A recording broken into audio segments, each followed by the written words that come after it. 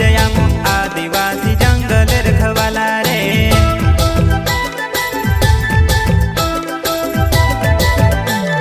चल जंगल जमीन काज पूजे रे आदिवासी दुनिया ने रखवाला रे। बाप देव खतरी काज पूजे रे आदिवासी सबसे निराला रे।